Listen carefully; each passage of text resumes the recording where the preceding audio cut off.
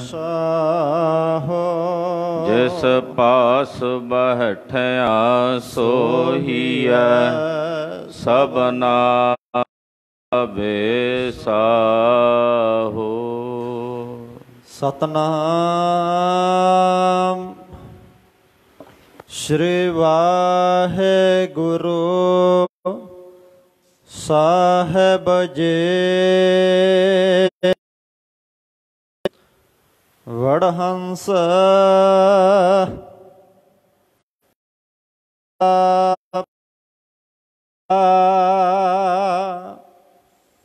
ਸ਼ੰਤ ਇਕ ਓੰਕਾਰ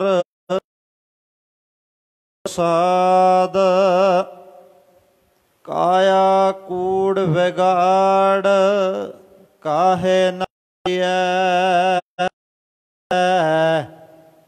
ਨਾਤਾ ਸੋ ਪ੍ਰਵਾਣ ਸੱਚ ਕਮਾਈਐ ਕਾਇਆ ਕੂੜ ਵਿਗਾੜ ਕਾਹੇ ਨਾਈਐ ਨਾਤਾ ਸੱਚ ਕਮਾਈਐ ਜਬ ਸਾਚ ਅੰਦਰ ਹੋਏ ਸਾਚਾ ਤਾਮ ਸਾਚਾ ਪਾਈਐ ਲਿਖੇ ਸੁਰਤ ਨਾਹੇ ਬੋਲ ਬੋਵਾਈਐ ਜਿੱਥੈ ਜਾਏ ਬਹੀਐ ਭਲਾ ਕਹੀਐ ਸੁਰਤ ਸ਼ਬਦ ਲਿਖਾਈ ਕਾਇਆ ਕੂੜ ਵਿਗਾੜ ਕਾਹੇ ਨਾਈਐ ਤਾ ਮੈਂ ਕਹੈ ਜਾ ਤੁਝੈ ਕਹਾਇਆ ਅੰਮ੍ਰਿਤ ਹਰ ਕਾ ਨਾਮ ਮੇਰਾ ਮਨ ਭਾਇਆ ਨਾ ਮਨ ਹੈ ਲਾਗਾ ਦੁਖ ਡੇਰਾ ਢਾਹਿਆ ਸੁਖ ਮਨ ਮਹਿ ਆਏ ਵਸਿਆ ਜਾਮ ਤੈ ਫਰਮਾਇਆ ਨਦਰ ਤੁਧ ਅਰਦਾਸ ਮੇਰੇ ਜਿਨ ਆਪ ਉਪਾਇਆ ਤਾਂ ਮੈਂ ਕਹਿਆ ਕਹਿਣ ਜਾ ਤੁਝੈ ਕਹਾਇਆ ਵਾਰੇ ਖਸਮ ਕਢਾਏ ਕਿਰਤ ਕਮਾਵਣਾ ਮੰਦਾ ਕਿਸੈ ਨ ਆਖ ਝਗੜਾ ਪਾਵਣਾ ਨਹਿ ਪਾਏ ਝਗੜਾ ਸੁਆਮ ਸੇਤੇ ਆਪ ਆਪ ਵੰਜਾਵਣਾ ਸੰਗਤ ਕਰ ਸਰੀਕੇ ਜਾਏ ਕਿਆ ਰੂਆਵਣਾ ਜੋ ਦੇ ਸਹਿਣਾ ਮਨ ਹੈ ਕਹਿਣਾ ਆਖ ਨਾਹੀ ਵਾਵਣਾ ਆਏ ਕਿਰਤ ਕਮਾਵਣਾ ਸਭ ਉਪਾਇਨ ਆਪ ਆਪੇ ਨਦਰ ਕਰੇ ਕੌੜਾ ਕੋਇ ਨ ਮੰਗੈ ਮੀਠਾ ਸਭ ਮੰਗੈ ਸਭ ਕੋਇ ਮੀਠਾ ਮੰਗ ਦੇਖੈ ਖਸਮ ਭਾਵੈ ਸੋ ਕਰੇ ਕਿਛ ਪੁੰਨ ਦਾਨ ਅਨੇਕ ਕਰਨੇ ਨਾਮ ਤੁਲਨਾ ਸਮਸਰੇ ਨਾਨਕਾ ਜਿਨ ਨਾਮ ਮਿਲਿਆ ਕਰਮ ਹੋਆ ਧੁਰ ਕਦੇ ਸਭ ਉਪਾਇਨ ਆਪ ਆਪੇ ਨਦਰ ਕਰੇ ਨਾਨਕਾ ਜਿਨ ਨਾਮ ਮਿਲਿਆ ਕਰਮ ਹੋਆ ਤੁਰ ਕਦੇ, ਸਭ ਉਪਾਇਨ ਆਪ ਆਪੇ ਨਦਰ ਕਰੇ। ਵਾਹਿਗੁਰੂ ਜੀ ਕਾ ਖਾਲਸਾ, ਵਾਹਿਗੁਰੂ ਜੀ ਕੀ ਫਤਿਹ। ਪਤਿਤ ਪਾਵਨ ਭਗਤ ਵਛਲ ਕਿਰਪਾ ਨਿਧਾਨ ਅਨਾਥ ਨਾਥ ਜਗਤ ਗੁਰੂ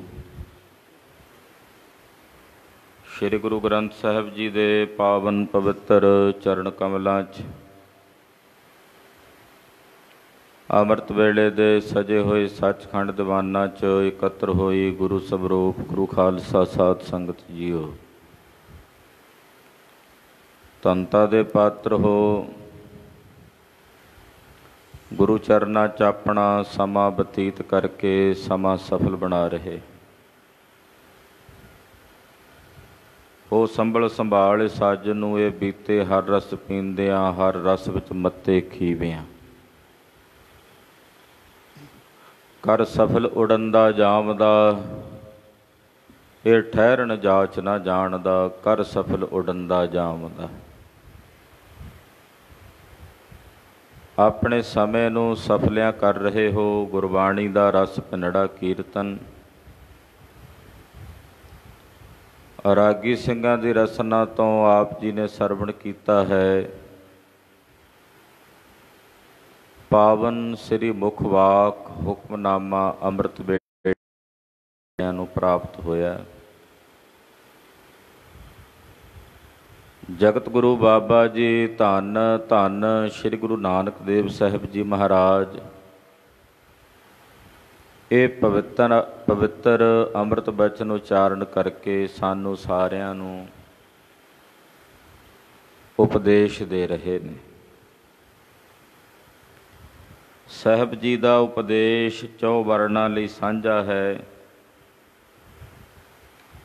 ਖੱਤਰੀ ਬ੍ਰਾਹਮਣ ਸ਼ੂਦ ਵੈਸ ਉਪਦੇਸ਼ 4 ਵਰਨਾਂ ਕੋ ਸਾਂਝਾ। ਨਾਲੇ ਵੀ ਬਚਨ ਹੈ ਪਰਥਾਏ ਸਾਖੀ ਮਹਾਂਪੁਰਖ ਬੋਲਦੇ ਸਾਂਝੀ ਸਗਲ ਜਹਾਨੈ। ਸਾਡੇ ਸਾਰਿਆਂ ਵਾਸਤੇ ਮਹਾਰਾਜ ਜੀ ਦਾ ਇਹ ਪਾਵਨ ਪਵਿੱਤਰ ਉਪਦੇਸ਼ ਹੈ, ਸਰਵਣ ਕਰੀਏ। ਸਾਹਿਬ ਦੇ ਪਾਵਨ ਪਵਿੱਤਰ ਚਰਨ ਕਮਲਾਂ ਦਾ ਧਿਆਨ ਆਪਣੇ ਹਿਰਦਿਆਂ 'ਚ ਧਾਰਨ ਕਰਦੇ ਹੋਏ ਆਖੋ ਜੀ ਸਤਿਨਾਮ ਸ੍ਰੀ ਵਾਹਿਗੁਰੂ ਸਾਹਿਬ ਜੀ। ਸਤਿਨਾਮ ਸ੍ਰੀ ਵਾਹਿਗੁਰੂ ਸਾਹਿਬ ਜੀ। ਵਾਹਿਗੁਰੂ ਸਾਹਿਬ ਜੀ। ਵਡਹੰਸ ਮਹੱਲਾ ਪਹਿਲਾ।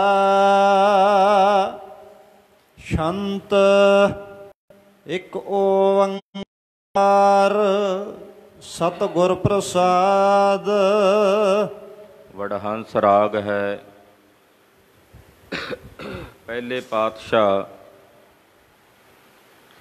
ਧੰਨ ਗੁਰੂ ਨਾਨਕ ਸਾਹਿਬ ਜੀ ਸ਼ਬਦ ਉਚਾਰਨ ਕਰ ਰਹੇ ਨੇ। ਵਡਹੰਸ ਰਾਗ ਦੇ ਪਵਿੱਤਰ ਛੰਤ ਹਨ। ਮੰਗਲਾਚਰਨ ਕਰਦੇ ਨੇ। ਏਕ ਅਦੁੱਤੀ ਅਕਾਲ ਪੁਰਖ ਵਾਹਿਗੁਰੂ ਪਾਰ ਬ੍ਰਹਮ ਪਰਮੇਸ਼ਰ ਓੰਕਾਰ ਜੋ ਸਾਰਿਆਂ ਵਿੱਚ ਵਿਆਪਕ ਔਰ ਸਰਬ ਦਾ ਪ੍ਰਕਾਸ਼ਕ ਹੈ, ਪੈਦਾ ਕਰਨ ਵਾਲਾ ਹੈ, ਪਾਲਣ ਵਾਲਾ ਹੈ, ਸੰਘਾਰਨ ਵਾਲਾ ਹੈ। ਤਿੰਨਾਂ ਕਾਲਾਂ ਵਿੱਚ ਸਤ ਹੈ। ਗੁਰ ਚੇਤਨ ਸਵਰੂਪ ਹੈ, ਸੁਣਦਾ ਬੋਲਦਾ ਵੇਖਦਾ ਹੈ ਔਰ ਪ੍ਰਸਾਦ ਆਨੰਦ ਸਵਰੂਪ ਹੈ। ਮੰਗਲਾਚਰਨ ਕਰਕੇ ਮਹਾਰਾਜ ਜੀ ਸ਼ਬਦ ਦੀ ਪ੍ਰਾਰੰਭਤਾ ਕਰਦੇ ਹਨ। ਕਾਇਆ ਕੂੜ ਕਾਹੇ ਨਾਈਐ। ਹੇ ਭਾਈ, ਆਪਣੀ ਇਸ ਕਾਇਆ ਨੂੰ ਯਾਨੀ ਕਿ ਅੰਤःਕਰਣ ਨੂੰ, ਮਨ ਨੂੰ ਝੂਠ ਦੇ ਵਿੱਚ ਵਿਗਾੜ ਕੇ, ਕੂੜ ਨਾਮ ਹੁੰਦਾ ਝੂਠ, ਤੇ ਹਰੀ ਨਾਮ ਤੋਂ ਬਿਨਾਂ ਜੋ ਕੁਝ ਵੀ ਹੈ ਸਭ ਝੂਠ ਹੈ। ਨਾਮ ਬਿਨਾਂ ਸਭ ਕੂੜ, ਗੱਲ ਹੀ ਹੋਛੀਆਂ। ਨਾਮ ਬਿਨਾਂ ਸਭ ਕੂੜ ਹੈ। ਆਪਣੇ ਅੰਤःਕਰਨ ਨੂੰ, ਆਪਣੇ ਮਨ ਨੂੰ ਝੂਠ ਨਾਲ ਚੰਗੀ ਤਰ੍ਹਾਂ ਵਿਗਾੜ ਕੇ ਤੀਰਥਾਂ ਤੇ ਕਾਹਨੂੰ ਨਹਾਉਂਦਾ ਫਿਰਦਾ। ਕਾਹੇ ਨਹਾਈਆ, ਉੱਥੇ ਨਹਾਉਣ ਦਾ ਕੀ ਲਾਭ ਹੈ ਤੈਨੂੰ? ਜੇ ਤੇਰਾ ਅੰਤःਕਰਨ ਮਲਨ ਹੈ, ਤੇਰੇ ਅੰਤਸ਼ਕਰਨ ਦੇ ਵਿੱਚ ਝੂਠ ਤੇ ਝੂਠ ਭਰੀ ਹੋਈ ਹੈ, ਫਿਰ ਤੇਰੇ ਇਸ਼ਨਾਨ ਦਾ ਕੀ ਫਲ ਤੈਨੂੰ ਪ੍ਰਾਪਤ ਹੋਣਾ? ਬਾਹਰੋਂ ਕਾਇਆ ਮਲ ਮਲ ਧੋ ਰਿਹਾ, ਹਿਰਦਾ ਤਾਂ ਫਿਰ ਪਵਿੱਤਰ ਹੈ।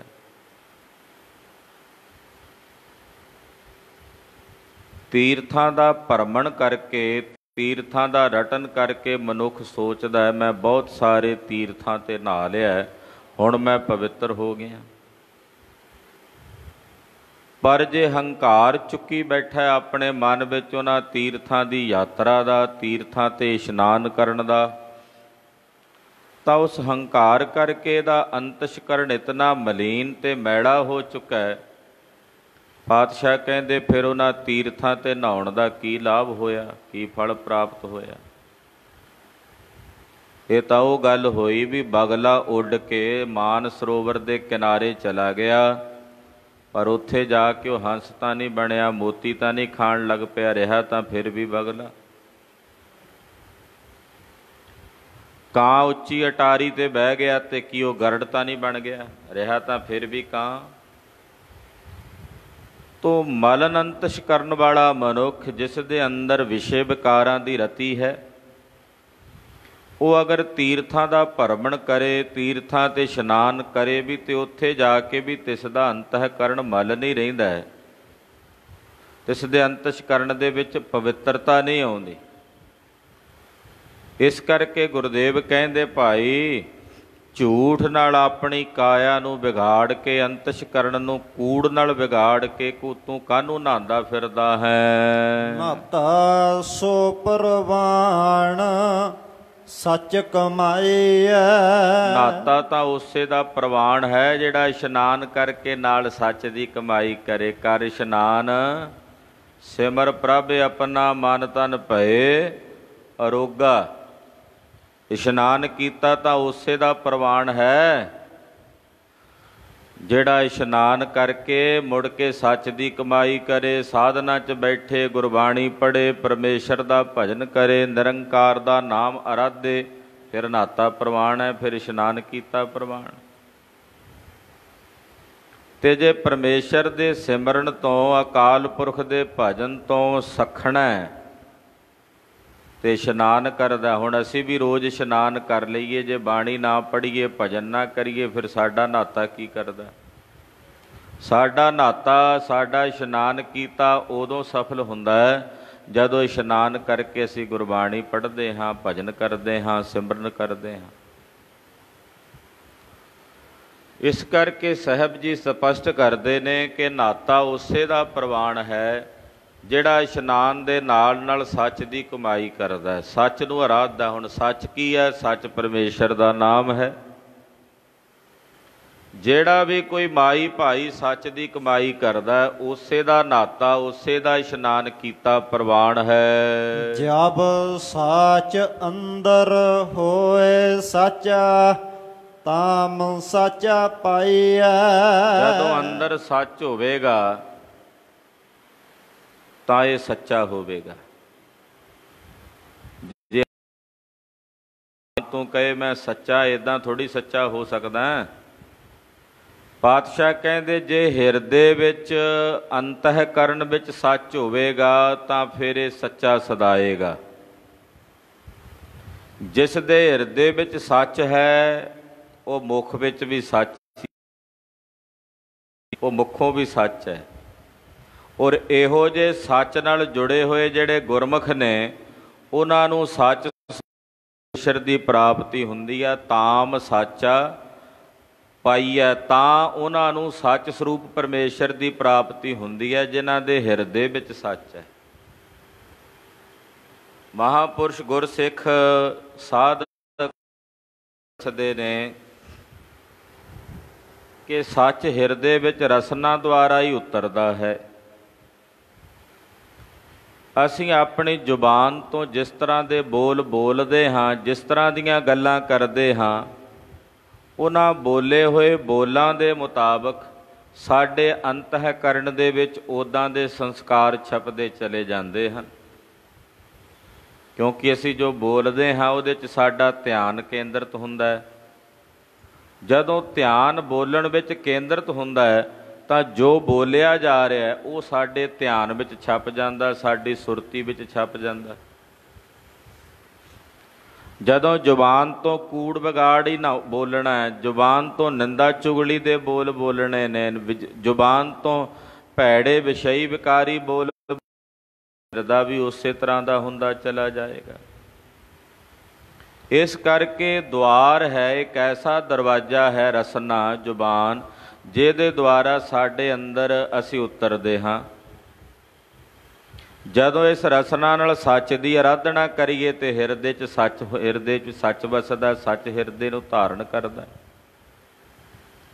ਇਸ ਕਰਕੇ ਗੁਰਮੁਖੋ ਪਿਆਰਿਓ, ਰਸਨਾ ਤੋਂ ਸੱਚ ਬੋਲੋ ਤੇ ਸੱਚ ਹਰੀ ਪਰਮੇਸ਼ਰ ਦਾ ਅੰਮ੍ਰਿਤ ਨਾਮ ਹੈ।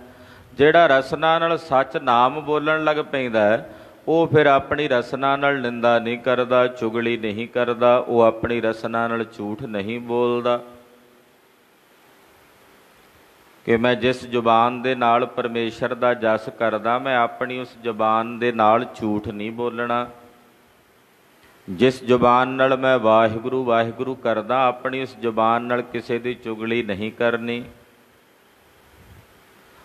ਤੋ ਰਸਨਾ ਦੁਆਰਾ ਜਦੋਂ ਹਿਰਦੇ ਵਿੱਚ ਸੱਚ ਉਤਰਦਾ ਹੈ ਤਾਂ ਜਿਨ੍ਹਾਂ ਦੇ ਹਿਰਦੇ ਵਿੱਚ ਸੱਚ ਹੈ, ਮੁਖ ਵਿੱਚ ਸੱਚ ਹੈ, ਉਹਨਾਂ ਨੂੰ ਫਿਰ ਸੱਚੇ ਅਕਾਲ ਪੁਰਖ ਵਾਹਿਗੁਰੂ ਪਰਮੇਸ਼ਰ ਦੇ ਸਰੂਪ ਦੀ ਪ੍ਰਾਪਤੀ ਹੁੰਦੀ ਹੈ। ਲਿਖੇ ਬਾਝੋ ਸੁਰਤ ਨਾਹੀ, ਬੋਲ ਬੋਲ ਗਵਾਈਐ। ਜਦੋਂ ਤੱਕ ਸਟਾਮਨਾ ਨਾ ਲਿਖਿਆ ਜਾਏ, ਜਦੋਂ ਤੱਕ ਲਿਖ ਕੇ ਪੂਰਾ ਇਕਰਾਰਨਾਮਾ ਨਾ ਕੀਤਾ ਜਾਏ, ਉਦੋਂ ਤੱਕ ਗੱਲ ਨਹੀਂ ਬਣਦੀ। ਜੇ ਕੇਵਲ ਜ਼ੁਬਾਨੀ ਕਲਾਮੀ ਬੋਲ ਕੇ ਕੋਈ ਸੌਦਾ ਹੋਇਆ ਹੋਵੇ, ਉਹ ਖਤਮ ਹੋ ਜਾਂਦਾ। ਜਦੋਂ ਲਿਖ ਲਿਆ ਜਾਂਦਾ, ਸਾਰੀਆਂ ਸ਼ਰਤਾਂ ਲਿਖ ਲਈਆਂ ਜਾਂਦੀਆਂ ਨੇ, ਫਿਰ ਉਹ ਚੇਤੇ ਰਹਿੰਦੀਆਂ ਨੇ, ਯਾਦ ਰਹਿੰਦੀਆਂ ਨੇ। ਇਸੇ ਤਰ੍ਹਾਂ ਗੁਰਮੁਖੋ, ਜਦੋਂ ਤੱਕ ਤੁਸੀਂ ਆਪਣੇ ਹਿਰਦੇ 'ਚ ਸਾਹਿਬ ਦੇ ਗਿਆਨ ਨੂੰ ਲਿਖਦੇ ਨਹੀਂ, ਉਦੋਂ ਤੱਕ ਹਿਰਦੇ 'ਚ ਗਿਆਨ ਉਜਾਗਰ ਨਹੀਂ ਹੋਣਾ। ਜਦੋਂ ਤੱਕ ਤੁਸੀਂ ਹਿਰਦੇ 'ਚ ਧਾਰਨ ਨਹੀਂ ਕਰਦੇ, ਤੇ ਜੇ ਇਕੱਲਾ ਜ਼ੁਬਾਨ ਤੋਂ ਬੋਲਦੇ ਹੀ ਹੋ ਗਿਆਨ ਦੀਆਂ ਗੱਲਾਂ, ਗਿਆਨ ਦੀਆਂ ਬਾਤਾਂ ਕੇਵਲ ਰਸਨਾ ਤੋਂ ਕਰਦੇ ਹੀ ਹੋ ਕਿ ਗਿਆਨ ਹੀ ਸਭ ਕੁਝ ਹੈ, ਗਿਆਨ ਗਿਆਨ ਜ਼ੁਬਾਨ ਤੋਂ ਕਰੀ ਜਾਓ, ਲਿਖੋ ਹੈ ਨਾ, ਯਾਨੀ ਕਿ ਪ੍ਰੈਕਟੀਕਲ ਕਰੋ ਨਾ ਹਿਰਦੇ ਵਿੱਚ। ਕਹਿੰਦੇ ਫਿਰ ਉਹ ਗਿਆਨ ਦੀਆਂ ਗੱਲਾਂ ਬੋਲ ਬੋਲ ਕੇ ਤੁਸੀਂ ਆਪਣੀ ਜ਼ਿੰਦਗੀ ਦਾ ਸਮਾਂ ਜਾਈ ਗਵਾ ਰਹੇ ਹੋ, ਜੇ ਹਿਰਦੇ ਵਿੱਚ ਗਿਆਨ ਨੂੰ ਧਾਰਨ ਨਹੀਂ ਕਰਦੇ। ਕਿਉਂਕਿ ਗੁਰੂ ਘਰ ਵਿੱਚ ਕਥਨੀ ਨਹੀਂ, ਕਰਨੀ ਪ੍ਰਧਾਨ ਹੈ। ਇੱਥੇ ਜਿਨ੍ਹਾਂ ਦੀ ਕਰਨੀ ਹੈ ਉਹੀ ਦਰ ਪ੍ਰਵਾਨ ਹੁੰਦੇ ਨੇ। ਜੇ ਕੇਵਲ ਕਥਨੀ ਹੈ, ਕਥਨੀ ਕਹਿ ਭਰਮ ਨਾ ਜਾਈ, ਸਭ ਕਥ ਕਥ ਰਹੀ ਲੁਕਾਈ। ਕੇਵਲ ਜ਼ੁਬਾਨ ਤੋਂ ਗਿਆਨ ਦੀ ਕਥਾ ਕਥਨ ਕਰਨ ਦੇ ਨਾਲ ਭਰਮ ਨਹੀਂ ਜਾਂਦਾ। ਬੜੀ ਦੁਨੀਆ ਬੜੀ ਲੁਕਾਈ, ਕਥ ਕਥ ਕੇ ਰਹਿ ਗਈ ਹੈ, ਥੱਕ ਗਈ ਹੈ, ਹਾਰ ਗਈ ਹੈ। ਇਸ ਕਰਕੇ ਕੇਵਲ ਜ਼ੁਬਾਨ ਤੋਂ ਬੋਲ ਬੋਲ ਕੇ ਗਿਆਨ ਦੀਆਂ ਬਾਤਾਂ ਤੁਸੀਂ ਆਪਣਾ ਆਪ ਗਵਾ ਰਹੇ ਹੋ, ਆਪਣਾ ਜੀਵਨ ਗਵਾ ਰਹੇ ਹੋ, ਆਪਣੇ ਸਵਾਸ ਗਵਾ ਰਹੇ ਹੋ। ਲਾਭ ਕੋਈ ਵੀ ਨਹੀਂ ਜਦੋਂ ਤੱਕ ਤੁਸੀਂ ਆਪਣੀ ਸੁਰਤੀ ਵਿੱਚ ਲਿਖ ਨਹੀਂ ਲੈਂਦੇ। ਜਿੱਥੈ ਜਾਏ ਬਹੀਐ ਭਲਾ ਕਹੀਐ, ਸੁਰਤ ਸ਼ਬਦ ਲਿਖਾਈਐ। ਇਹ ਭਾਈ ਜਿੱਥੇ ਵੀ ਜਾ ਕੇ ਬਈਏ ਭਲਾ ਹੀ ਕਹੀਏ, ਭਲੇ ਬੋਲ ਹੀ ਬੋਲੀਏ, ਗੁਰਮਤ ਦੇ, ਗੁਰੂ ਘਰ ਦੀ ਸਿਫਤ ਦੇ, ਸਤਿਗੁਰਾਂ ਦੀ ਵਡਿਆਈ ਦੇ। ਜਿੱਥੇ ਵੀ ਜਾਈਏ, ਸੰਸਾਰ ਦੇ ਕਿਸੇ ਕੋਨੇ 'ਚ ਜਾਓ, ਕਿਸੇ ਥਾਂ ਵੀ ਜਾਓ, ਸਤਿਗੁਰੂ ਸੱਚੇ ਪਾਤਸ਼ਾਹ ਜੀ ਮਹਾਰਾਜ ਜੀ ਦੀ ਸਿਫਤ ਸੰਬੰਧੀ ਅੰਮ੍ਰਿਤ ਬੋਲ ਰਸਨਾ ਤੋਂ ਬੋਲਣੇ ਚਾਹੀਦੇ ਨੇ। ਕਿੱਥੇ ਵੀ ਜਾਓ, ਇੱਕ ਗੱਲ ਚੇਤੇ ਰੱਖਿਓ, ਜਿੰਨੇ ਵੀ ਤੁਸੀਂ ਗੁਰਸਿੱਖ ਹੋ, ਹਰ ਇੱਕ ਦੇ ਮੋਢੇ ਦੇ ਉੱਤੇ ਜ਼ਿੰਮੇਵਾਰੀ ਗੁਰੂ ਨਾਨਕ ਸਾਹਿਬ ਨੇ ਰੱਖੀ ਹੈ ਕਿ ਤੁਸੀਂ ਸਾਰੇ ਗੁਰੂ ਘਰ ਦੇ ਪ੍ਰਚਾਰਕ ਹੋ। ਐਸਾ ਨਹੀਂ ਕਿ ਜੇ ਮੈਂ ਕਥਾ ਕਰਦਾ ਜਾਂ ਮੇਰੇ ਵਰਗੇ ਹੋਰ ਵੀਰ ਪ੍ਰਚਾਰਕ ਨੇ, ਕੇਵਲ ਜੁਮਾ ਉਹਨਾਂ ਦਾ ਹੈ ਪ੍ਰਚਾਰ ਕਰਨਾ ਗੁਰਸਿੱਖੀ ਦਾ। ਇਹ ਪ੍ਰਚਾਰ ਦਾ ਜਿੰਮਾ ਹਰ ਇੱਕ ਸਿੱਖ ਦੇ ਮੋਢੇ 'ਤੇ ਹੈ। ਜ਼ਰੂਰੀ ਨਹੀਂ ਕਿ ਪ੍ਰਚਾਰ ਕੇਵਲ ਵੱਡੀਆਂ ਸਟੇਜਾਂ ਲਾ ਕੇ ਬੋਲ ਕੇ ਹੀ ਹੁੰਦਾ ਹੈ। ਗੁਰਸਿੱਖ ਦਾ ਜੀਵਨ ਹੀ ਇਹੋ ਜਿਹਾ ਹੋਣਾ ਚਾਹੀਦਾ ਜਿਹੜਾ ਪ੍ਰਚਾਰ ਵਰੋਂ ਜਗਤ ਦੇ ਵਿੱਚ ਪ੍ਰਸਿੱਧ ਹੋਵੇ, ਵੇਖਣ ਵਾਲੇ ਆਖਣ ਕਿ ਹਾਂ ਆਹ ਗੁਰਸਿੱਖ ਹੁੰਦੇ ਨੇ, ਆਹ ਗੁਰਸਿੱਖਾਂ ਦਾ ਕਿਰਦਾਰ ਹੈ, ਆਹ ਗੁਰਸਿੱਖਾਂ ਦਾ ਜੀਵਨ ਹੈ।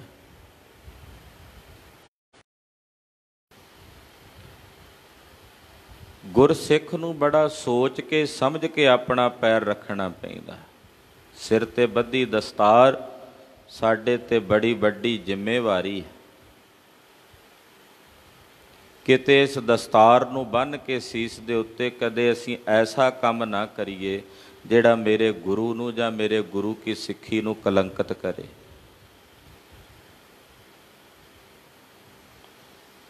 ਐਸਾ ਕੰਮ ਨਾ ਕਰੀਏ, ਐਸਾ ਕੰਮ ਮੂਲੇ ਨਾ ਕੀਚੈ ਜੇ ਤੰਤ ਪਛੋਤਾਈਐ। ਗੁਰਸਿੱਖ ਦੇ ਬੱਚੇ ਨੂੰ ਭੁਜੰਗੀ ਕਹਿੰਦੇ ਨੇ। ਭੁਜੰਗੀ, ਭੁਜੰਗ ਦਾ ਮਤਲਬ ਹੁੰਦਾ ਸੱਪ। ਕਲਗੀਧਰ ਜੀ ਭਲਾ ਆਪਣੇ ਸਿੰਘ ਦੇ ਬੱਚੇ ਨੂੰ ਜਾਂ ਸਿੰਘ ਨੂੰ ਭੁਜੰਗੀ ਕਿਉਂ ਕਹਿੰਦੇ ਨੇ, ਸੱਪ ਕਿਉਂ ਕਹਿੰਦੇ ਨੇ? ਆਪਣੇ ਖਾਲਸੇ ਨੂੰ ਮਹਾਰਾਜ ਜੀ ਕਹਿੰਦੇ ਨੇ ਕਿ ਮੇਰਾ ਖਾਲਸਾ ਕੁੰਡਲੀਆ ਨਾਗ ਹੈ। 10ਵੇਂ ਪਾਤਸ਼ਾਹ ਕਹਿੰਦੇ ਜਦੋਂ ਔਰੰਗਜ਼ੇਬ ਨੂੰ ਜ਼ਫਰਨਾਮਾ ਲਿਖਦੇ ਨੇ ਤਾਂ ਕਹਿੰਦੇ ਨੇ ਕਿ ਬਾਕੀ ਬਿਮਾਦਸਤ ਪੇਚੀ ਦਹਮਾਰ, ਜਿਹੜਾ ਇਹ ਬਚਿਆ ਹੋਇਆ ਬਾਕੀ ਮੇਰਾ ਖਾਲਸਾ ਪੰਥ ਹੈ, ਇਹ ਕੁੰਡਲੀਆ ਨਾਗ ਹੈ। ਕੁੰਡਲੀਆ ਨਾਗ। ਹੁਣ ਨਾਗ ਭੀੜ ਵਿੱਚ ਨਹੀਂ ਰਹਿੰਦਾ। ਸੱਪ ਜਿਹੜਾ ਹੁੰਦਾ ਉਹ ਭੀੜ ਵਿੱਚ ਨਹੀਂ ਰਹਿੰਦਾ। ਤਾਂ ਐਸੇ ਗੁਰੂ ਕਾ ਜਿਹੜਾ ਸਿੱਖ ਹੈ, ਜਿਸ ਨੂੰ ਗੁਰਦੇਵ ਨੇ ਕੁੰਡਲੀਆ ਨਾਗ ਕਿਹਾ, ਉਹ ਵੀ ਦੁਨਿਆਵੀ ਭੀੜ ਦੇ ਵਿੱਚ ਨਹੀਂ ਗਵਾਚਦਾ, ਨਿਰਾਲਾ ਰਹਿੰਦਾ ਵੱਖਰਾ। ਉਹਦਾ ਸਰੂਪ, ਉਹਦਾ ਕਿਰਦਾਰ, ਉਹਦੀ ਬੋਲ ਬਾਣੀ, ਉਹਦੀ ਰਹਿਣੀ ਬਹਿਣੀ ਸੰਸਾਰ ਦੇ ਲੋਕਾਂ ਨਾਲ ਮੇਲ ਨਹੀਂ ਖਾਂਦੀ, ਨਿਰਾਲੀ ਹੁੰਦੀ।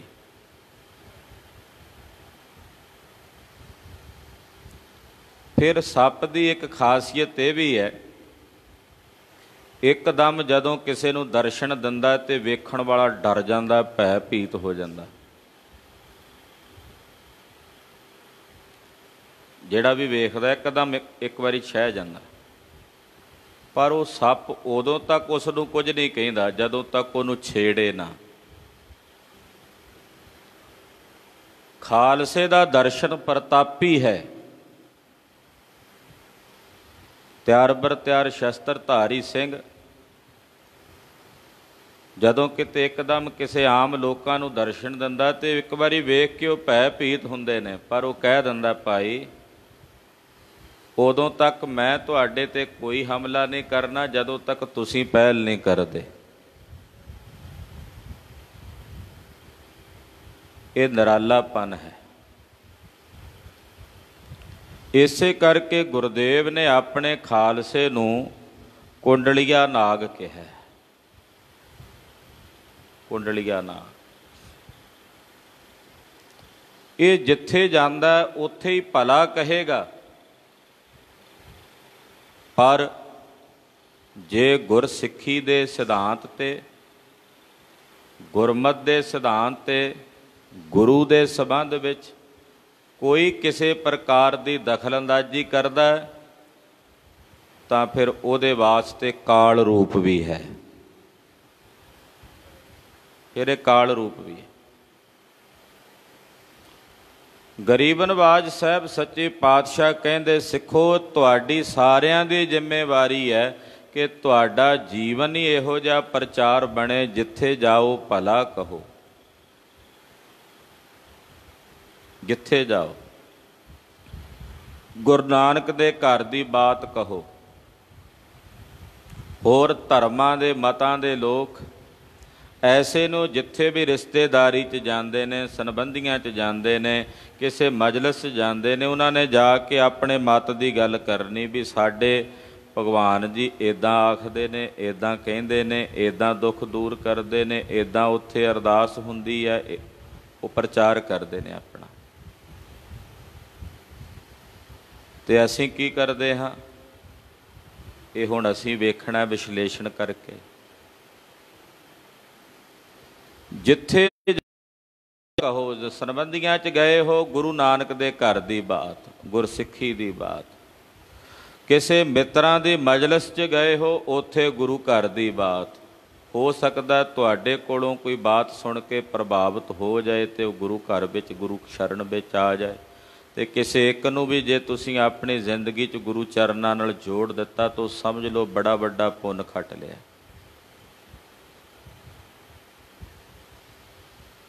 ਇੱਕ ਸਿੱਖ ਨੂੰ ਵੀ ਕਿਤੇ ਗੁਰੂ ਚਰਨਾਂ 'ਚ ਜੋੜ ਦਿੱਤਾ, ਉਹਦਾ ਬੜਾ ਵੱਡਾ ਮਹਾਤਮ ਹੈ।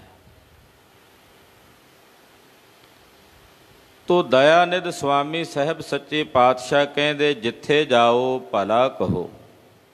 ਸਤਿਗੁਰਾਂ ਦਾ ਸ਼ਬਦ ਆਪਣੀ ਸੁਰਤੀ 'ਚ ਲਿਖ ਲਓ। ਸੁਰਤ ਸ਼ਬਦ ਲਿਖਾਈ ਹੈ। ਗੁਰੂ ਦਾ ਜਿਹੜਾ ਸ਼ਬਦ ਹੈ ਇਹ ਆਪਣੀ ਸੁਰਤੀ 'ਚ ਲਿਖ ਲਓ। ਲਿਖਣ ਦਾ ਮਤਲਬ ਹੁੰਦਾ ਵੀ ਭੁੱਲਣਾ ਨਹੀਂ। ਤੁਹਾਡੀ ਸੁਰਤ ਵਿੱਚ ਗੁਰੂ ਕਾ ਸ਼ਬਦ ਵਸਿਆ ਰਹੇ। ਜਿੱਥੇ ਮਰਜ਼ੀ ਸੰਸਾਰ ਦੇ ਜਿਸ ਕੋਨੇ 'ਚ ਵੀ ਰਹੋ, ਕੋਈ ਵੀ ਕੰਮ ਕਰਦੇ ਹੋਵੋ, ਪਰ ਤੁਹਾਡੀ ਸੁਰਤ ਵਿੱਚ ਗੁਰੂ ਕਾ ਸ਼ਬਦ ਹੋਵੇ। ਸੁਰਤ ਵਿੱਚ ਗੁਰੂ ਕੇ ਸ਼ਬਦ ਦੀ ਸਿਮਰਤੀ ਹੋਵੇ। ਲਿਖ ਲਓ ਤਾਂ ਜੋ ਭੁੱਲੇ ਨਾ। ਲਿਖਣ ਦਾ ਮਤਲਬ ਵਸਾ ਲਓ ਸਤਿਗੁਰਾਂ ਦਾ ਸ਼ਬਦ। ਕਾਇਆ ਕੂੜ ਵਿਗਾੜ ਕਾਹੇ ਨਹਾਈਐ।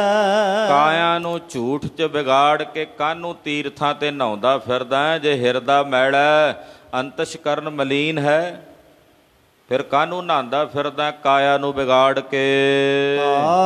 ਮੈਂ ਕਹਿਆ ਕਹਣ ਜਦ ਤੁਝੈ ਕਹਾਇਆ। ਏ ਮੇਰੇ ਸਾਹਿਬ ਜੀ, ਮੈਂ ਇਹ ਤਾਂ ਕਹਿ ਰਿਹਾ ਜੇ ਤੁਸੀਂ ਕਹਾ ਰਹੇ ਹੋ। ਮੇਰੇ 'ਚ ਕੀ ਤਾਕਤ ਮੈਂ ਕੁਝ ਆਖ ਸਕਾਂ? ਮੇਰੇ 'ਚ ਤੁਸੀਂ ਪ੍ਰੇਰਨਾ ਕੀਤੀ ਕਹਿਣ ਦੀ ਤਾਂ ਮੈਂ ਕਹਿ ਰਿਹਾ। ਜਿਤਨੇ ਪ੍ਰਵਕਤਾ ਨੇ, ਜਿਤਨੇ ਗੁਰੂ ਕੀ ਗੱਲ ਕਰਨ ਵਾਲੇ ਨੇ, ਗੁਰੂ ਕੀ ਗੱਲ ਦਾ ਪ੍ਰਚਾਰ ਕਰਨ ਵਾਲੇ ਨੇ, ਉਹ ਇਹ ਸਮਝ ਲੈਣ ਜੋ ਮੇਰੇ ਸਾਹਿਬ ਮੇਰੇ ਤੋਂ ਕਹਾ ਰਹੇ ਨੇ ਮੈਂ ਕਹਿ ਰਿਹਾ। ਇਹ ਭਾਵਨਾ ਨਾਲ ਬੋਲੇ, ਕਿਉਂਕਿ ਜੋ ਮੈਂ ਆਪਣੀ ਸੁਰਤ ਦੇ ਵਿੱਚੋਂ ਬੋਲਣਾ, ਆਪਣੀ ਮੈਂ 'ਚੋਂ ਬੋਲਣਾ, ਤੇ ਮੇਰੀ ਮੈਂ 'ਚੋਂ ਨਿਕਲੇ ਹੋਏ ਬੋਲ ਉਹ ਕਿਸੇ ਦੇ ਹਿਰਦੇ ਨੂੰ ਆਹਤ ਕਰ ਸਕਦੇ ਨੇ, ਕਿਸੇ ਦੇ ਹਿਰਦੇ ਵਿੱਚ ਸ਼ੰਕਾ ਪਾ ਸਕਦੇ ਨੇ, ਕਿਸੇ ਦੇ ਹਿਰਦੇ 'ਚ ਭਰਮ ਪੈਦਾ ਕਰ ਸਕਦੇ ਨੇ। ਪਰ ਜਦੋਂ ਮੇਰਾ ਗੁਰੂ ਕਹਾ ਰਿਹਾ, ਮੈਂ ਗੁਰੂ ਦੀ ਮੱਤ ਲੈ ਕੇ ਬੋਲਾਂ, ਉਹ ਬੋਲ ਕਿਸੇ ਦੇ ਤਪਦੇ ਹਿਰਦੇ ਨੂੰ ਠਾਰ ਸਕਦੇ ਨੇ, ਕਿਸੇ ਦੇ ਹਿਰਦੇ ਦੇ ਭਰਮ ਦੀ ਨਿਵਰਤੀ ਕਰ ਸਕਦੇ ਨੇ। ਸੰਤ ਅਤਰ ਸਿੰਘ ਜੀ ਮਹਾਂਪੁਰਸ਼ਾਂ ਦਾ ਬੜਾ ਪਿਆਰਾ ਕਥਨ ਹੈ। ਕਹਿੰਦੇ, ਜਿਸ ਦਿਨ ਤੁਹਾਡਾ ਦਿਲ ਕਰੇ ਮੈਂ ਬੋਲਾਂ, ਗੁਰੂ ਘਰ ਦੀ ਕਥਾ ਕਰਾਂ, ਬੋਲਾਂ, ਕਹਿੰਦੇ ਉਸ ਦਿਨ ਨਾ ਬੋਲੋ, ਕਿਉਂਕਿ ਉਸ ਦਿਨ ਤੁਹਾਡਾ ਹੰਕਾਰ ਬੋਲੇਗਾ। ਕਹਿੰਦੇ ਜਿਸ ਦਿਨ ਤੁਹਾਡਾ ਮਨ ਨਾ ਕਰੇ ਵੀ ਅੱਜ ਮੈਂ ਕਥਾ ਨਹੀਂ ਕਰਨੀ, ਅੱਜ ਮੈਂ ਨਹੀਂ ਬੋਲਣਾ, ਕਹਿੰਦੇ ਬੋਲੋ, ਕਿਉਂਕਿ ਉਸ ਦਿਨ ਗੁਰੂ ਤੁਹਾਡੇ ਅੰਦਰ ਬੋਲੇਗਾ। ਇਹ ਬਚਨ ਉਹਨਾਂ ਮਹਾਂਪੁਰਸ਼ਾਂ ਦਾ ਸਾਡੇ ਜਿਹੇ ਕਥਾਕਾਰਾਂ ਵਾਸਤੇ ਹੈ।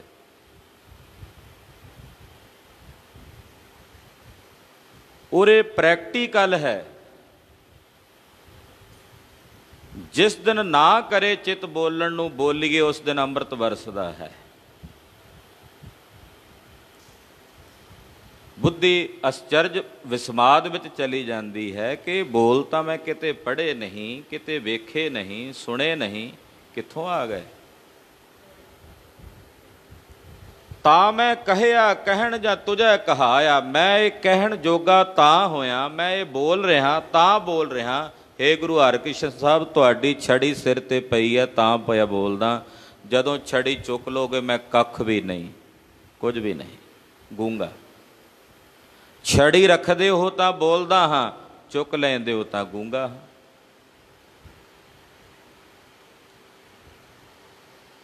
ਇਹ ਭਾਵਨਾ ਗੁਰਸਿੱਖ ਨੇ ਆਪਣੇ ਹਿਰਦੇ 'ਚ ਰੱਖਣੀ। ਤੇਰੇ ਜੋਰ ਸੰਗ ਹੋ ਗੂੰਗਾ, ਕਹਿਤ ਕਲਗੀਧਰ ਸਵਾਮੀ ਜੀ ਵੀ ਬਚਨ ਲਿਖਦੇ, ਮਹਾਰਾਜ ਤੇਰੇ ਜ਼ੋਰ ਨਾਲ ਮੈਂ ਗੂੰਗਾ ਬੋਲਣ ਲੱਗਾ ਹਾਂ। ਦਸਮੇਸ਼ ਪਾਤਸ਼ਾਹ ਲਿਖ ਰਹੇ ਨੇ ਬਚਨ, ਤੇਰੇ ਜ਼ੋਰ ਸੰਗ ਹੋ ਗੂੰਗਾ ਕਹਿਤ, ਤੇਰੇ ਜ਼ੋਰ ਨਾਲ ਮੈਂ ਗੂੰਗਾ ਬੋਲਣ ਲੱਗਾ। ਰੋਜ਼ ਆਪ ਸਾਹਿਬ 'ਚ ਪੜ੍ਹਦੇ ਹੋ, ਤੇਰਾ ਜ਼ੋਰ ਚਾਚਰੀ ਛੰਦ, ਤੇਰੇ ਜ਼ੋਰ ਨਾਲ ਮੈਂ ਚਾਚਰੀ ਛੰਦ ਬੋਲਣ ਲੱਗਾ, ਨਹੀਂ ਤਾਂ ਮੇਰੇ 'ਚ ਬੋਲਣ ਦੀ ਤਾਕਤ ਨਹੀਂ।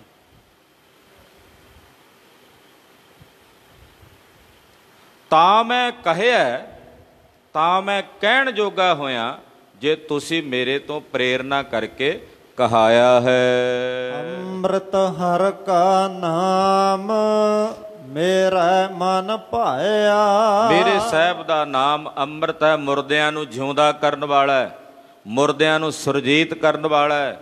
ਮਰ ਚੁੱਕੇ ਲੋਕ ਨੇ ਜਿਹੜੇ ਰੱਬ ਦੀ ਤਰਫੋਂ ਜੀਵਤ ਹੋ ਜਾਂਦੇ ਨੇ, ਐਸਾ ਨਾਮ ਹੈ ਅੰਮ੍ਰਿਤ, ਔਰ ਮੇਰੇ ਮਨ ਨੂੰ ਇਹ ਭਾਉਂਦਾ ਹੈ। ਅੰਮ੍ਰਿਤ ਨਾਮ ਨਿਧਾਨ ਹੈ, ਅੰਮ੍ਰਿਤ ਨਾਮ ਨਿਧਾਨ ਹੈ, ਅੰਮ੍ਰਿਤ ਨਾਮ ਨਿਧਾਨ ਹੈ, ਅੰਮ੍ਰਿਤ ਨਾਮ ਨਿਧਾਨ ਹੈ, ਅੰਮ੍ਰਿਤ ਨਾਮ ਨਿਧਾਨ ਹੈ, ਅੰਮ੍ਰਿਤ ਨਾਮ ਨਿਧਾਨ ਹੈ, ਅੰਮ੍ਰਿਤ ਨਾਮ ਨਿਧਾਨ ਹੈ, ਅੰਮ੍ਰਿਤ ਨਾਮ ਨਿਧਾਨ ਹੈ। ਮਿਲ ਪੀਵੋ ਭਾਈ, ਮਿਲ ਪੀਵੋ ਭਾਈ, ਮਿਲ ਪੀਵੋ ਭਾਈ, ਮਿਲ ਪੀਵੋ ਭਾਈ, ਮਿਲ ਪੀਵੋ ਭਾਈ, ਮਿਲ ਪੀਵੋ ਭਾਈ, ਮਿਲ ਪੀਵੋ ਭਾਈ, ਮਿਲ ਪੀਵੋ ਭਾਈ। ਹਰੀ ਦਾ ਨਾਮ ਅੰਮ੍ਰਿਤ ਹੈ, ਮੇਰੇ ਮਨ ਨੂੰ ਭਾਉਂਦਾ ਹੈ। ਨਾਮ ਮੀਠਾ ਮਨ ਹੈ ਲਾਗਾ, ਦੁਖ ਡੇਰਾ ਢਾਹਿਆ। ਹਰੀ ਦਾ ਨਾਮ ਮੇਰੇ ਮਨ ਨੂੰ ਮਿੱਠਾ ਲੱਗਦਾ ਹੈ, ਪਿਆਰਾ ਲੱਗਦਾ ਹੈ। ਨਾਮ ਮੀਠਾ ਮਨ ਹੈ ਲਾਗਾ, ਮੇਰੇ ਮਨ ਨੂੰ ਪਰਮੇਸ਼ਰ ਦਾ ਨਾਮ ਪਿਆਰਾ ਲੱਗਾ। ਕਿਉਂ ਪਿਆਰਾ ਲੱਗਾ? ਕਿਉਂਕਿ ਇਸੇ ਹਰੀ ਨਾਮ ਨੇ ਦੁੱਖ ਡੇਰਾ ਢਾਹਿਆ, ਦੁੱਖਾਂ ਦਾ ਡੇਰਾ ਢਾ ਦਿੱਤਾ। ਦੁੱਖਾਂ ਦਾ ਡੇਰਾ ਕਿਹੜਾ? ਵਿਦਿਆ, ਅਗਿਆਨ। ਜਿੱਥੇ ਅਗਿਆਨ ਹੈ ਉੱਥੇ ਦੁੱਖ ਨੇ। ਮੇਰੇ ਅੰਦਰੋਂ ਜਿਹੜਾ ਇਹ ਦੁੱਖਾਂ ਦਾ ਡੇਰਾ ਸੀ, ਉਹ ਪਰਮੇਸ਼ਰ ਦੇ ਅੰਮ੍ਰਿਤ ਨਾਮ ਨੇ ਢਾ ਦਿੱਤਾ ਹੈ। ਸੁਖ ਮਨ ਮਹਿ ਆਏ ਵਸਿਆ, ਜਾਮ ਤੈ ਫਰਮਾਇਆ। ਪਰਮੇਸ਼ਰ ਦਾ ਅੰਮ੍ਰਿਤ ਨਾਮ ਜੋ ਸੁਖ ਸਰੂਪ ਹੈ, ਮੇਰੇ ਮਨ ਵਿੱਚ ਆ ਵਸਿਆ ਹੈ। ਜਾਮ ਤੈ ਫਰਮਾਇਆ। ਮਹਾਰਾਜ ਜੀ, ਜਦੋਂ ਤੁਹਾਡਾ ਫਰਮਾਨ ਹੋਇਆ, ਆਪ ਜੀ ਦੀ ਆਗਿਆ ਹੋਈ, ਆਪ ਜੀ ਦਾ ਹੁਕਮ ਵਰਤਿਆ, ਤੇ ਆਪ ਜੀ ਦਾ ਅੰਮ੍ਰਿਤ ਨਾਮ ਜੋ ਸੁਖ ਸਹਿਤ ਹੈ, ਉਹ ਮੇਰੇ ਮਨ ਵਿੱਚ ਆ ਵਸਿਆ। ਨਾਦਰ ਤੁਧ ਅਰਦਾਸ ਮੇਰੇ, ਜਨ ਆਪ ਉਪਾਇਆ। ਜਿਸ ਨੇ ਸਾਰੀ ਧਰਤੀ ਪੈਦਾ ਕੀਤੀ, ਆਪ ਹੀ ਇਹ ਸਾਰਾ ਕੁਝ ਬਣਾਇਆ ਹੈ, ਉਸ ਦੀ ਜਦੋਂ ਨਜ਼ਰ ਹੋਈ, ਉਸ ਦੀ ਜਦੋਂ ਕਿਰਪਾ ਹੋਈ, ਮੈਂ ਤਿਸ ਦੇ ਚਰਨਾਂ ਵਿੱਚ ਅਰਦਾਸ ਕੀਤੀ, ਬੇਨਤੀ ਕੀਤੀ। ਬੇਨਤੀ ਕੀਤੀ, ਮਹਾਰਾਜ ਮੇਰੇ ਤੇ ਨਜ਼ਰ ਕਰੋ, ਮੇਰੇ ਤੇ ਆਪਣੀ ਤਰਸ ਭਰੀ ਨਿਗਾਹ ਨਾਲ ਵੇਖੋ। ਤਾਂ ਮੈਂ ਕਹਿਆ ਕਹਣ, ਜਦ ਤੁਝੈ ਕਹਾਇਆ। ਮੈਂ ਇਹ ਸਾਰਾ ਕੁਝ ਤਾਂ ਕਹਿਆ, ਕਹਿਣ ਜੋਗਾ ਤਾਂ ਹੋਇਆ, ਜੇ ਤੁਸੀਂ ਮੇਰੇ ਤੋਂ ਕਹਾਇਆ। ਤੁਸੀਂ ਮੇਰੇ ਤੋਂ ਕਹਾਇਆ। ਇਹ ਜੋ ਕੁਝ ਵੀ ਕਹਿ ਰਿਹਾ, ਤੁਹਾਡੇ ਕਹਾਣ ਨਾਲ ਹੀ ਕਹਿ ਰਿਹਾ। ਇਸ ਕਰਕੇ ਪਾਤਸ਼ਾਹ ਤਰਸ ਕਰੋ, ਇਹੋ ਜਿਹੇ ਬੋਲ ਕਹਾਇਓ, ਇਹੋ ਜੇ ਅੰਮ੍ਰਿਤ ਬੋਲ ਕਹਾਇਓ ਜਿਨ੍ਹਾਂ ਬੋਲਾਂ ਵਿੱਚ ਤੁਹਾਡੀ ਸਿਫਤ ਹੋਵੇ, ਤੁਹਾਡੀ ਸੋਭਾ ਹੋਵੇ। ਮੈਂ ਆਪਣੀ ਜ਼ੁਬਾਨ ਤੋਂ ਇਹੋ ਜਿਹੇ ਬੋਲ ਨਾ ਬੋਲਾਂ ਜਿਹੜੇ ਕਿਸੇ ਦੇ ਹਿਰਦੇ ਨੂੰ ਚੀਰ ਕੇ ਰੱਖ ਦੇਣ। ਮਹਾਰਾਜ ਮੇਰੇ ਤੇ ਨਜ਼ਰ ਕਰੋ, ਦਇਆ ਕਰੋ, ਅੰਮ੍ਰਿਤ ਬੋਲ ਹੀ ਆਪਣੀ ਰਸਨਾ ਤੋਂ ਬੋਲਾਂ। ਵਾਰੇ ਖਸਮ ਕਢਾਏ ਕਿਰਤ ਕਮਾਵਣਾ। ਸਾਡੇ ਕੀਤੇ ਹੋਏ ਕਰਮਾਂ ਦਾ ਫਲ ਉਹਦੇ ਵਜੋਂ ਸਾਨੂੰ ਵਾਰੀ ਮਿਲੀ ਹੈ ਇਹ ਮਨੁੱਖਾ ਜਨਮ ਦੀ। ਜੈਸੇ ਕਰਮ ਕੀਤੇ ਨੇ ਉਹਨਾਂ ਕੀਤੇ ਹੋਏ ਕਰਮਾਂ ਦੀ ਵਾਰੀ ਮਿਲੀ ਹੈ ਇਹ ਸਾਨੂੰ ਮਨੁੱਖਾ ਜਨਮ। ਮੰਦਾ ਕਿਸੈ ਨਾ ਆਖ ਝਗੜਾ ਪਾਵਣਾ। ਜੇ ਵਾਹਿਗੁਰੂ ਨੇ ਵਾਰੀ ਦਿੱਤੀ ਹੈ ਕਿਉਂ ਅਜਾਈ ਗਵਾਉਣਾ ਮੰਦੇ ਬੋਲ ਬੋਲ ਕੇ। ਕਿਸੇ ਨੂੰ ਮੰਦਾ ਆਖਣ ਦੀ ਲੋੜ ਨਹੀਂ। ਜੋ ਮੰਦੇ ਹੈਣ ਉਹ ਆਪੇ ਹੀ ਜੱਗ 'ਚ ਜ਼ਾਹਰ ਹੋ ਜਾਂਦੇ ਨੇ। ਤੂੰ ਕਿਉਂ ਆਖਦਾ ਕਿਸੇ ਨੂੰ ਮੰਦਾ, ਕਿਉਂ ਕਹਿਣਾ ਕਿਸੇ ਨੂੰ ਬੁਰਾ? ਕਹਿੰਦੇ ਮੰਦਾ ਕਿਸੇ ਨਾ ਆਖ। ਕਿਸੇ ਨੂੰ ਆਖ ਕੇ ਕਿਉਂ ਆਪਣੇ ਗਲਾਵੇਂ 'ਚ ਝਗੜਾ ਪਾਉਣਾ ਕਿਸੇ ਨੂੰ ਮੰਦਾ ਕਹਿ ਕੇ। ਜਦੋਂ ਕਿਸੇ ਨੂੰ ਮੰਦਾ ਕਹਾਂਗੇ ਅਗਲੇ ਨੇ ਕਿਹੜਾ ਖੈਰ ਗੁਜ਼ਾਰਨੀ ਹੈ। ਬਿਨਾਂ ਗੱਲ ਤੋਂ ਗਲ ਝਗੜਾ ਪੈਣਾ। ਇਸ ਕਰਕੇ ਸੱਜਣਾ ਨਾ ਆਖ ਮੰਦਾ, ਆਪਣੇ ਆਨੰਦ 'ਚ ਮਗਨ ਰਹਿ। ਜਾਂ ਫਿਰ ਕਹਿਣ ਜੋਗਾ ਹੈ ਤਾਂ ਕਹਿ, ਜਾਂ ਤੇਰੇ ਕਹਿਣ ਨਾਲ ਇਹ ਕਰਮ ਛੱਡ ਦਿੰਦਾ ਤਾਂ ਤੂੰ ਕਹਿ। ਤੂੰ ਇੰਨਾ ਸક્ષਮ ਹੈ ਕਿ ਤੇਰੇ ਕਹਿਣ ਨਾਲ ਉਹਨੇ ਮਾੜੇ ਕਰਮ ਛੱਡ ਦੇਣੇ ਆ ਤੇ ਕਹਿਣ ਜੋਗਾ ਹੋ ਜਾ। ਪਰ ਜੇ ਪਤਾ ਵੀ ਤੇਰੇ ਕਹਿਣ ਦੇ ਨਾਲ, ਉਹਨੂੰ ਮੰਦਾ ਕਹਿਣ ਦੇ ਨਾਲ ਉਹਨੇ ਮਾੜੇ ਕਰਮ ਨਹੀਂ ਛੱਡਣੇ, ਉਲਟਾ ਤੇਰੇ ਗਲ ਪੈਣਾ, ਤੇ ਫਿਰ ਇਹਦੇ ਨਾਲੋਂ ਤਾਂ ਚੁੱਪ ਭਲੀ। ਇਹੋ ਜਿਹੇ ਮੂਰਖਾਂ ਨਾਲ ਲੂਝਣ ਦੀ ਤਾਂ ਲੋੜ ਹੀ ਨਹੀਂ। ਮਹਾਰਾਜ ਜੀ ਦੇ ਬਚਨ ਨੇ ਮੂਰਖਾਂ ਨਾਲ ਨਾ ਲੂਝੀ। ਦੂਜਾ ਅਰਥ ਇੱਦਾਂ ਵੀ ਹੈ, ਜਦੋਂ ਕਿਸੇ ਨੂੰ ਕੌੜੇ ਬੋਲ ਬੋਲਾਂਗੇ, ਖਾਣ ਨੂੰ ਪਵਾਂਗੇ ਹਰ ਇੱਕ ਨੂੰ, ਤਾਂ ਕਹਿੰਦੇ ਸੱਜਣਾ ਇੱਦਾਂ ਕੌੜੇ ਬੋਲ ਬੋਲ ਕੇ ਤੇਰੇ ਗਲ ਝਗੜਾ ਪੈਣਾ। ਤਾਂ ਉਹ ਮੰਦੇ ਬੋਲ ਬੋਲ ਕੇ ਤੂੰ ਆਪਣੇ ਗਲ ਝਗੜਾ ਨਾ ਪਾ। ਨਹ ਪਾਏ ਝਗੜਾ ਸੁਆਮ ਸੇਤੇ ਆਪ ਆਪ ਵੰਝਾਵਣਾ। ਤੂੰ ਤਾਂ ਰੱਬ ਨਾਲ ਵੀ ਝਗੜਾ ਪਾਈ ਬੈਠਾ, ਪਰਮੇਸ਼ਰ ਨਾਲ ਵੀ ਝਗੜਾ ਪਾਈ ਬੈਠਾ। ਪੁੱਛੇ ਕਿਵੇਂ? ਰੱਬਾ ਤੂੰ ਆਹ ਠੀਕ ਨਹੀਂ ਕੀਤਾ, ਤੂੰ ਆਹ ਗਲਤ ਕੀਤਾ। ਜਦੋਂ ਰੱਬ ਦੇ ਨਾਲ ਝਗੜਾ ਪਾ ਲਿਆ, ਸਵਾਮੀ ਨਾਲ, ਕਹਿੰਦੇ ਦੱਸ ਇਹ ਚੰਗਾ ਕੀਤਾ ਤੂੰ? ਜੇ ਤੂੰ ਪਰਮੇਸ਼ਰ ਨਾਲ ਝਗੜਾ ਪਾ ਲਿਆ, ਬੋਲ ਕੇ ਇਹੋ ਜਿਹੇ ਬੋਲ ਕੇ ਰੱਬ ਨੇ ਆਹ ਬੜਾ ਮਾੜਾ ਕੀਤਾ, ਪਰਮੇਸ਼ਰ ਨੇ ਆਹ ਬੜੀ ਮਾੜੀ ਕਰਤੂਤ ਕੀਤੀ ਆ, ਰੱਬ ਨੇ ਇੱਦਾਂ ਬੋਲਦੇ ਨੇ ਨਾ ਕਈ। ਕਹਿੰਦੇ ਜਦੋਂ ਆਪਣੇ ਸਵਾਮੀ ਨੂੰ, ਆਪਣੇ ਮਾਲਕ ਨੂੰ ਮਾੜਾ ਕਹੇਗਾ ਜਿਹਨੇ ਤੈਨੂੰ ਸਾਰਾ ਕੁਝ ਦਿੱਤਾ ਹੈ, ਫਿਰ ਤੂੰ ਆਪ ਹੀ ਖੁਆਰ ਹੋਏਗਾ। ਆਪ ਬੰਝਾਵਣਾ, ਆਪਣਾ ਆਪ ਹੀ ਖੁਆਰ ਕਰੇਗਾ, ਆਪਣੇ ਪੈਰਾਂ ਤੇ ਕੁਹਾੜਾ ਮਾਰੇਗਾ। ਰੱਬ ਦਾ ਕੀ ਵਿਗੜਨਾ? ਮੰਨ ਲਓ ਜੇ ਬੰਦਾ ਰੱਬ ਨੂੰ ਗਾਲਾਂ ਕੱਢੇ, ਰੱਬ ਨੂੰ ਸਵੇਰ ਤੋਂ ਲੈ ਕੇ ਸ਼ਾਮ ਤੋਂ, ਫਿਰ ਸ਼ਾਮ ਤੋਂ ਲੈ ਕੇ ਸਵੇਰ ਤੱਕ ਉਹਨੂੰ ਮਾੜਾ ਕਹੀ ਜਾਏ, ਰੱਬ ਦਾ ਕੁਝ ਵਿਗਾੜ ਲਏਗਾ? ਆਪਣਾ ਆਪ ਹੀ ਖੁਆਰ ਕਰਨਾ ਬੰਦੇ ਨੇ। ਜੇ ਉਹਦੀ ਰਜਾ 'ਚ ਰਾਜੀ ਰਹੇ ਤਾਂ ਖੁਸ਼ ਰਹੇਗਾ। ਹਾਂਜੀ। ਜਿਸ ਨਾਲ ਸੰਗਤ ਕਰ ਸਰੀਕੇ ਜਾਏ ਕਿਆ ਰੁਆਵਣਾ। ਕਹਿੰਦੇ ਜਿਹਦੇ ਨਾਲ ਸੰਗਤ ਕਰਨੀ ਸੀ ਉਹਦੇ ਨਾਲ ਸ਼ਰੀਕਾ ਲਾ ਲਿਆ, ਉਹਦਾ ਵੈਰੀ ਬਣ ਬੈਠਾ। ਜਿਹਦੀ ਸੰਗਤ ਕਰਨੀ ਸੀ ਉਹਦੇ ਨਾਲ ਹੀ ਦੁਸ਼ਮਣੀ ਪਾ ਬੈਠਾ, ਵੈਰੀ ਬਣ ਬੈਠਾ ਉਹਦਾ। ਦੱਸ ਅੱਗੇ ਜਾ ਕੇ ਰੋਂਦਾ ਕੀ ਕਰੇਗਾ? ਅੱਗੇ ਜਾ ਕੇ ਸੱਜਣਾ ਤੈਨੂੰ ਰੋਣਾ ਪੈਣਾ। ਉੱਥੇ ਕੀ ਕਰੇਗਾ? ਜਦੋਂ ਹਿਸਾਬ ਕਿਤਾਬ ਹੋਣਾ, ਲੇਖਾ ਜੋਖਾ ਮੰਗਿਆ ਜਾਣਾ, ਫਿਰ ਤਾਂ ਸੱਜਣਾ ਤੇਰੇ ਪੱਲੇ ਰੋਣਾ ਹੀ ਰਹਿ ਜਾਣਾ। ਜਿਹਦੀ ਸੰਗਤ ਕਰਨੀ ਸੀ ਉਹਦੇ ਨਾਲ ਸ਼ਰੀਕਾ ਕਰ ਲਿਆ, ਉਹਦਾ ਵੈਰੀ ਬਣ ਬੈਠਾ। ਕੀ ਕਰੇਗਾ ਅੱਗੇ ਭਾਈ ਰੋ ਕੇ। ਜੋ ਦੇ ਸਹਿਣਾ ਮਨ ਹੈ ਕਹਿਣਾ, ਆਖ ਨਾਹੀ ਵਾਵਣਾ। ਇਹ ਬਿਰਤੀ ਬਣਾ ਕਿ ਜੋ ਉਸ ਵਾਹਿਗੁਰੂ ਪਰਮੇਸ਼ਰ ਨੇ ਦਿੱਤਾ ਉਹਨੂੰ ਆਪਣੇ ਮਨ ਵਿੱਚ ਰਜਾ ਵਿੱਚ ਰਾਜੀ ਰਹਿ ਕੇ ਮਾਣ।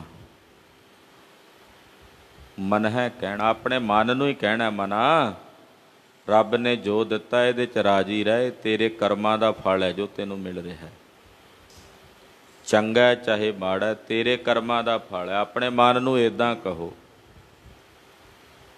ਆਖ ਨਾਹੀ ਵਾਵਣਾ, ਬੋਲ ਕੇ ਆਖ ਕੇ ਆਪਣੇ ਆਪ ਨੂੰ ਖੁਆਰ ਕਰਨ ਦੀ ਲੋੜ ਨਹੀਂ, ਗਵਾਉਣ ਦੀ ਲੋੜ ਨਹੀਂ। ਵਾਰੀ ਖਸਮ ਕਢਾਏ ਕਿਰਤ ਕਮਾਵਣਾ।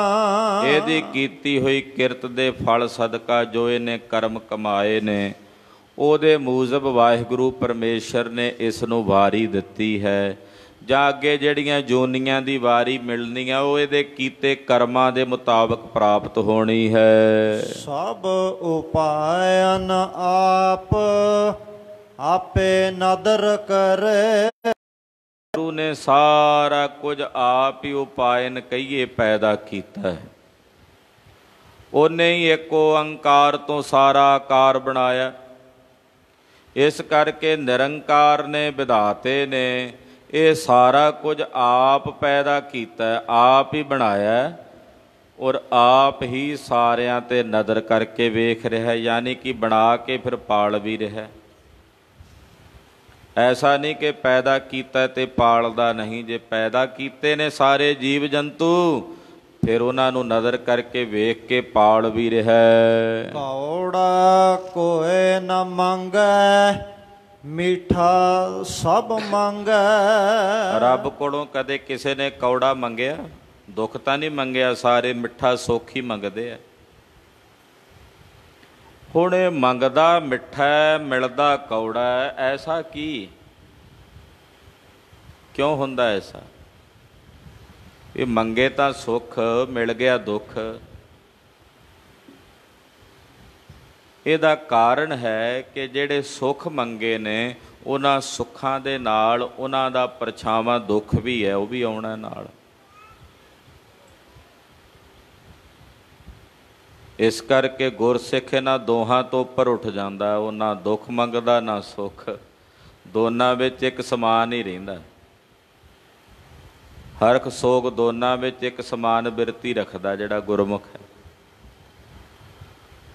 ਤੂੰ ਕਹਿੰਦੇ ਮਿੱਠਾ ਤਾਂ ਸਾਰੇ ਮੰਗਦੇ ਨੇ, ਕੌੜਾ ਨਹੀਂ ਕੋਈ ਮੰਗਦਾ। ਯਾਨੀ ਕਿ ਸੁੱਖ ਮੰਗਦੇ ਨੇ ਸਾਰੇ, ਦੁੱਖ ਕੋਈ ਨਹੀਂ ਮੰਗਦਾ। ਸਭ ਕੋਏ ਮਿੱਠਾ ਮੰਗ ਦੇਖੈ ਖਸਮ ਭਾਵੈ ਸੋ ਕਰੇ। ਸਾਰੀ ਦੁਨੀਆ ਸਾਰਾ ਸੰਸਾਰ ਮਿੱਠਾ ਹੀ ਮੰਗ ਰਿਹਾ, ਸੁੱਖ ਹੀ ਮੰਗ ਰਹੇ ਨੇ, ਪਰ ਮਿਲਣਾ ਉਹੀ ਹੈ ਜੋ ਖਸਮ ਨੂੰ ਪਾਉਣਾ। ਜੋ ਪਰਮੇਸ਼ਰ ਨੂੰ ਪਾਉਣਾ ਉਹਨੇ ਉਹੀ ਕੁਝ ਦੇਣਾ। ਉਹਨੇ ਵੇਖਣਾ ਵੀ ਇਹਦੇ ਕੀ ਕਰਮ ਨੇ, ਇਹਨੂੰ ਕੀ ਚਾਹੀਦਾ, ਕਿੰਨੇ ਕੁ ਦਿੱਤੇ ਦੇ ਨਾਲ ਇਹ ਠੀਕ ਰਹਿ ਸਕਦਾ, ਉਹਨੇ ਓਨਾ ਕੀ ਦੇਣਾ। ਅਕਾਲ ਪੁਰਖ ਜਿੰਨਾ ਕੁ ਭਾਂਡਾ ਬਣਿਆ ਹੋਇਆ ਨਾ ਕਿਸੇ ਦਾ, ਓਨਾ ਕੀ ਪੈਣਾ ਉਹਦੇ 'ਚ, ਉਹਦੇ ਤੋਂ ਵੱਧ ਪੈਣਾ ਹੀ ਨਹੀਂ। ਜਿੰਨਾ ਕੁ ਕਿਸਾ ਕੋਈ ਜਿੰਨਾ ਕੁ ਪਾਤਰ ਹੈ, ਜਿੰਨਾ ਕੁ ਕੋਈ ਅਧਿਕਾਰੀ ਆ, ਉਹਨੂੰ ਓਨਾ ਕੀ ਪ੍ਰਾਪਤ ਹੋਣਾ। ਉਹਦੇ ਤੋਂ ਵੱਧ ਕਿਵੇਂ ਮਿਲ ਸਕਦਾ? ਜਿੰਨੀ ਮੇਰੀ ਬੁੱਕ ਦੇ ਵਿੱਚ ਸਮਾਨ ਆਉਣਾ ਓਨਾ ਹੀ ਆਉਣਾ ਨਾ, ਤੇ ਬੁੱਕ ਤੋਂ ਵੱਧ ਤੇ ਮੈਂ ਭਰ ਹੀ ਨਹੀਂ ਸਕਦਾ।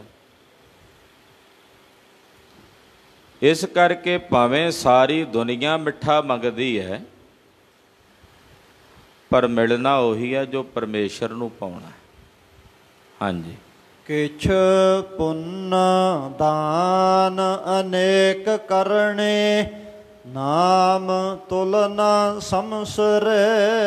ਆ ਜਿਹੜੇ ਕੁਝ ਪੁੰਨ ਦਾਨ ਕਰਨੇ ਨੇ, ਅਨੇਕ ਪ੍ਰਕਾਰ ਦੀਆਂ ਕਰਨੀਆਂ ਕਰਮ ਕਾਂਡ ਕਰਨੇ ਨੇ,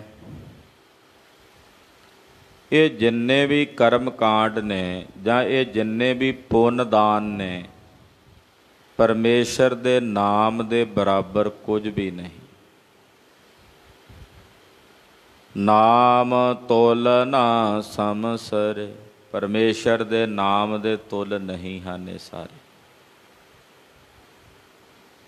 ਇਹ ਗੱਲ ਸਿੱਖ ਨੂੰ ਆਪਣੇ ਹਿਰਦੇ ਵਿੱਚ ਪੱਕੇ ਤੌਰ ਤੇ ਧਾਰਨ ਕਰ ਲੈਣੀ ਚਾਹੀਦੀ ਹੈ ਕਿ ਨਹੀਂ ਤੁਲ ਰਾਮ ਨਾਮ ਵਿਚਾਰ।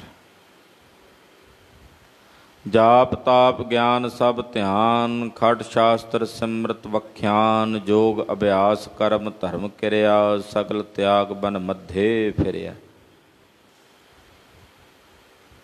ਇਹ ਜਿਤਨੇ ਵੀ ਕਰਮ ਨੇ ਨਹੀਂ ਤੁਲ ਰਾਮ ਨਾਮ ਵਿਚਾਰ, ਪਰਮੇਸ਼ਰ ਦੇ ਨਾਮ ਦੇ ਤੁਲ ਨਹੀਂ ਹਨ।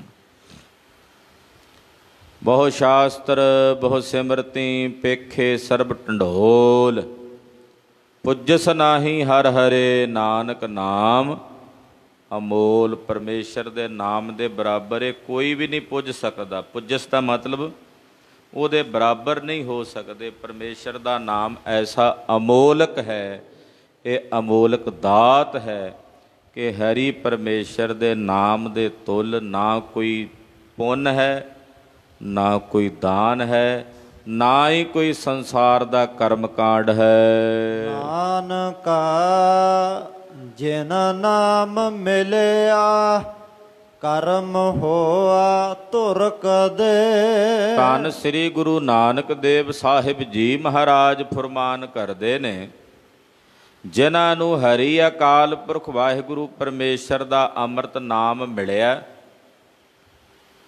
ਜਾਣ ਲਓ ਕਿ ਧੁਰ ਦਰਗਾਹ ਤੋਂ ਉਹਦੇ ਮੱਥੇ ਤੇ ਲੇਖ ਲਿਖੇ ਹੋਏ ਸੀ ਤਾਂ ਮਿਲਿਆ। ਕਰਮ ਹੋਆ ਧੁਰ ਕਦੇ, ਧੁਰ ਤੋਂ ਉਹਦੇ ਤੇ ਕਰਮ ਹੋਇਆ, ਬਖਸ਼ਿਸ਼ ਹੋਈ ਹੈ, ਪਰਮੇਸ਼ਰ ਦੀ ਨਦਰ ਹੋਈ ਹੈ, ਉਹਨੇ ਲੇਖ ਪਾਏ ਨੇ, ਤਾਂ ਜਾ ਕੇ ਸਮਰਤ ਨਾਮ ਦੀ ਦਾਤ ਗੁਰਮੁਖਾਂ ਨੂੰ, ਗੁਰਸਿੱਖਾਂ ਨੂੰ ਪ੍ਰਾਪਤ ਹੋਈ ਹੈ। ਇੱਦਾਂ ਨਹੀਂ ਨਾਮ ਮਿਲ ਜਾਂਦਾ। ਨਾਮ ਨੂੰ ਤਾਂ ਸਾਰੀ ਦੁਨੀਆ ਲੋਚਦੀ ਹੈ, ਪਰ ਇਹ ਮਿਲਦਾ ਉਸ ਨੂੰ ਹੈ ਜਿਸ ਦੇ ਮੱਥੇ ਤੇ ਪਰਮੇਸ਼ਰ ਨੇ ਧੁਰ ਦਰਗਾਹ ਤੋਂ ਲੇਖ ਪਾਏ ਹਨ। ਸਭ ਉਪਾਇਨ ਆਪ ਆਪੇ ਨਦਰ ਕਰੇ। ਸਾਰੀ ਸ੍ਰਿਸ਼ਟੀ, ਸਾਰਾ ਸੰਸਾਰ, ਸਾਰਾ ਬ੍ਰਹਮੰਡ ਪਰਮਾਤਮਾ ਨੇ ਆਪ ਹੀ ਪੈਦਾ ਕੀਤਾ। ਕੀਤਾ ਪਸਾਓ ਏਕੋ ਕਵਾਓ, ਤਿਸਤੇ ਹੋਏ ਲਖ ਦਰਿਆਓ।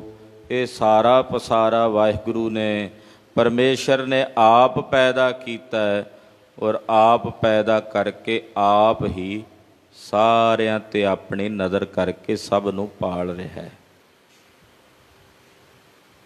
ਪੈਦਾ ਵੀ ਕਰਦਾ ਤੇ ਫਿਰ ਪਾਲਦਾ ਵੀ ਹੈ। ਪੈਦਾ ਕਰਨਾ, ਪਾਲਣਾ ਤੇ ਸੰਘਾਰਨਾ, ਇਹ ਤਿੰਨੇ ਸ਼ਕਤੀਆਂ ਉਸ ਇੱਕ ਨਿਰੰਕਾਰ ਅਕਾਲ ਪੁਰਖ ਵਾਹਿਗੁਰੂ ਪਰਮੇਸ਼ਰ ਦੇ ਹੱਥ ਵਿੱਚ ਹਨ। ਸਤਿਗੁਰੂ ਜੀ ਦੀ ਪਾਵਨ ਪਵਿੱਤਰ ਗੁਰਬਾਣੀ ਅਗਾਧ ਬੋਧ ਹੈ। ਵਿਚਾਰਾਂ ਕਰਦਿਆਂ ਹੋਈਆਂ ਭੁੱਲਾਂ ਚੁੱਕਾਂ ਦੀ ਖਿਮਾ ਕਰਨੀ, ਅਰਦਾਸ ਕਰਨੀ ਕਿ ਸਤਿਗੁਰੂ ਜੀ ਅੱਗੇ ਵਾਸਤੇ ਸਦ ਬੁੱਧੀ ਔਰ ਸਮਤ ਪ੍ਰਦਾਨ ਕਰਨ। ਵਾਹਿਗੁਰੂ ਵਾਹਿਗੁਰੂ ਵਾਹਿਗੁਰੂ ਵਾਹਿਗੁਰੂ।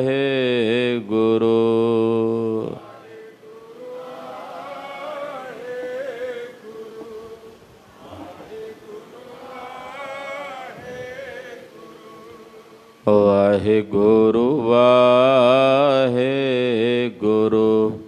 ਵਾਹਿਗੁਰੂ ਵਾਹਿਗੁਰੂ।